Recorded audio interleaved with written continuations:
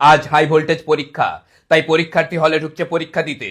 পরীক্ষার্থীর মুখ দেখে মনে হচ্ছে যেন পরীক্ষা আজ পরীক্ষার্থীকে দেবে। পরীক্ষা দিতে গেলে দরকার আত্মবিশ্বাস, তাই পরীক্ষার্থীর মধ্যে রয়েছে 1% আত্মবিশ্বাস আর 99% ভয়। মুখে একগাদা ভয় নিয়ে পরীক্ষার্থী প্রবেশ করলো পরীক্ষা দিতে। এ যেন পরীক্ষার্থী নয়, এ যেন যোদ্ধা। কেননা না পড়ে এসে পরীক্ষা দেওয়া কোনো যুদ্ধের থেকে কোনো অংশে কম নয়। এইভাবে ছোটবেলা থেকে যুদ্ধ করে চলেছে পরীক্ষার্থী, আর প্রত্যেক পরীক্ষার পর বলছে কাল থেকে পড়বো, কিন্তু কাল এখনো আসেনি। বলতে বলতে এই ক্লাসে ঢুকে গেলেন দুজন ইনভিজিলেটর টুকলি ধরার দৃঢ় পরিকল্পনা নিয়ে। আর টুকলি ধরতে ওরা বদ্ধপরিকর, আর টুকলি ধরতে ওরা মরিয়া। টুকলি না ধরতে পারলে ওরা ডিপ্রেশনে চলে যেতে পারে মনে করছেন ইনভিজিলেটর সমাজ। আর এদিকে পরীক্ষার্থী চোখ বন্ধ করে কিছু মনে করার চেষ্টা করছে, আমার মনে হচ্ছে পড়া মনে করার চেষ্টা করছে। বলতে বলতেই চোখ খুলে দিল 2 সেকেন্ড পরে, কেননা অতটাই পড়া করেছিল। এদিকে ইনভিজিলেটর প্রশ্নপত্র দেওয়া শুরু করেছে। পরীক্ষার্থী প্রশ্ন দেখে বুঝতে পারছে না প্রশ্ন সহজ এসছে না কঠিন এসছে, কারণ ওটা বুঝতে গেলেও পড়ে আসতে হয়।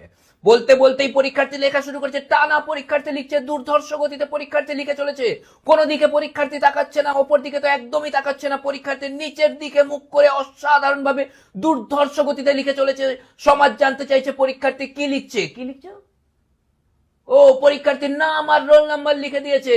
পারবে কি পরীক্ষার্থী এই অসাধারণ মোমেন্টাম বজায় রাখতে পুরো পরীক্ষায়, জানতে চাইছে জনতা। বলতে বলতে এই পরীক্ষার্থী লিখে দিয়েছে।